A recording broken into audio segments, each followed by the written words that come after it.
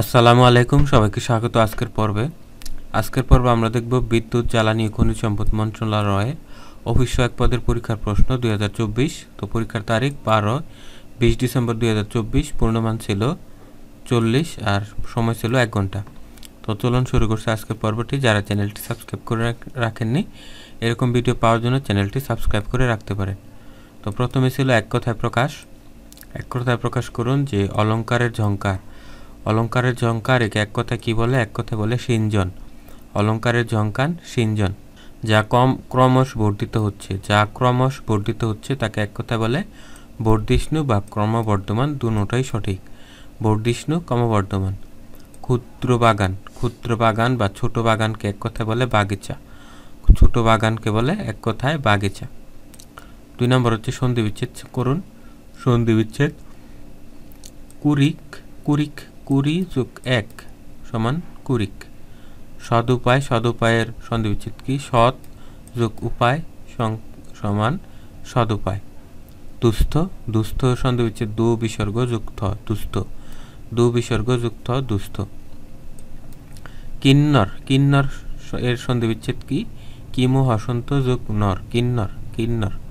তো 2 নম্বর ছিল সন্ধি বিচ্ছেদ। 3 নম্বর হচ্ছে কারক ও বিভক্তি নির্ণয় করুন। যে জ্ঞানে বিমল আনন্দ হয়, এটা কোন কারণে কোন বিভক্তি? এটা করণ কারণে সপ্তমী বিভক্তি। আবার তার ধর্মে মতি আছে, এই ধর্মে কোন কারকে কোন বিভক্তি? অধিকরণ কারকে সপ্তমী বিভক্তি। 4 নম্বর হচ্ছে বানান শুদ্ধ করে লিখুন। প্রত্যুৎ পণ্যমতি বানানটা এইভাবে হবে, জপালা এবং খণ্ডত্ব থাকবে। আর স্বাচ্ছন্দ্য নিচে এখানে একটা ব থাকবে, ঠিক আছে? স্বাচ্ছন্দ্য। তারপর 5 নম্বর হচ্ছে নৈতিকতা অনুচ্ছেদ লিখুন। নৈতিকতা ও দেশপ্রেম, এটা নিজের মতো করে আপনি লিখে দিবেন। তো এই 5 নম্বর পর্যন্ত ছিল বাংলা অংশ। এখন ইংরেজি অংশ শুরু হবে।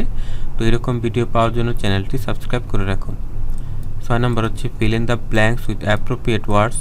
সঠিক শব্দ দিয়ে স্থান পূরণ করুন। যে Rahim is dull dash physics, Rahim is dull of physics. Honey dash sweet, honey test sweet. Translate the following sentences into the English. নিচের বাক্যগুলো ইংরেজিতে অনুবাদ করুন। তো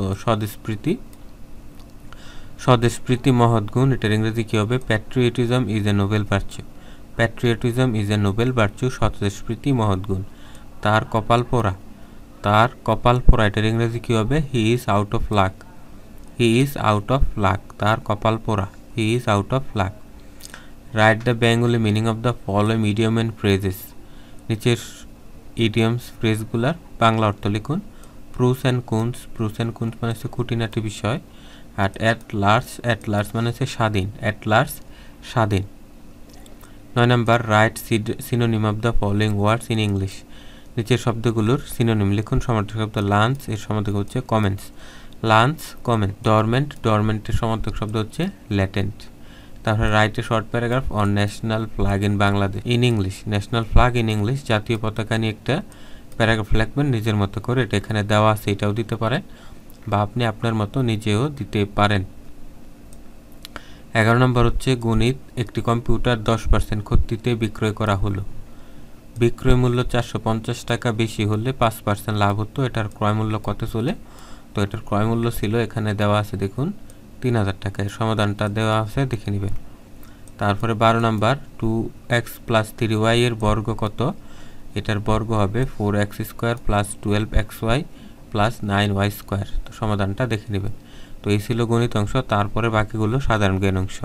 13 নম্বর বাংলাদেশের সর্বশেষ বিভাগের নাম কি? বাংলাদেশের সর্বশেষ বিভাগ হচ্ছে ময়মনসিংহ বিভাগ। বাংলাদেশের সর্বশেষ বিভাগ ময়মনসিংহ বিভাগ।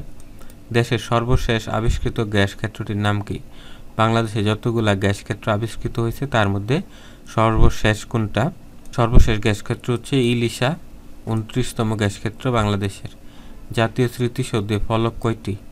জাতীয় স্মৃতিসৌধে ফলক কয়টি আছে? তো জাতীয় স্মৃতিসৌধে ফলক আছে 7টি। বাংলাদেশের রণসঙ্গীতের রচয়িতা কে? বাংলাদেশের রণসঙ্গীতের রচয়িতা কে? তো এই রণসঙ্গীতের রচিত হচ্ছে কাজী নজরুল ইসলাম।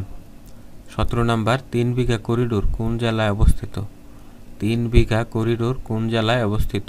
এই 3 বিঘা করিডোর হচ্ছে লালমনিরহাট জেলায় অবস্থিত। রাখাইনের পূর্ব নাম কি? রাখাইনের পূর্ব নাম কি?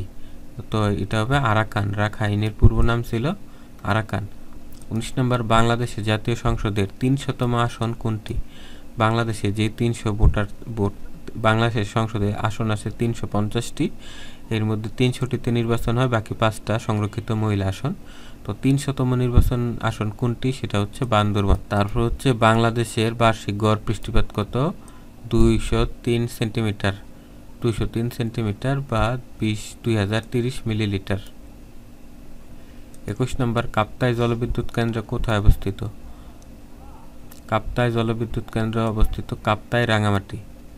আইফেল টাওয়ার কোথায় অবস্থিত? আইফেল টাওয়ার হচ্ছে প্যারিস, ফ্রান্সে অবস্থিত। প্যারিসের রাজধানী ফ্রান্সে অবস্থিত। তো এটা ছিল আমাদের আজকের প্রশ্ন, যে বিদ্যুৎ ও জ্বালানি খনিজ সম্পদ মন্ত্রণালয়ের অফিস সহায়ক পরীক্ষার প্রশ্ন। তো আপনারা যারা বিভিন্ন মন্ত্রণালয়ে অফিস সহায়ক পদে পরীক্ষা দিবেন বা আবেদন করেছেন, তাদের জন্য খুবই উপকারী এইরকম পরীক্ষার প্রস্তুতিমূলক ভিডিও, সাজেশন, বিগত সালের প্রশ্ন সমাধান পাওয়ার জন্য চ্যানেলটি সাবস্ক্রাইব করে রাখুন। আজকের ভিডিওটি এখানে শেষ করছি। ভালো থাকবেন সবাই। আল্লাহ হাফেজ।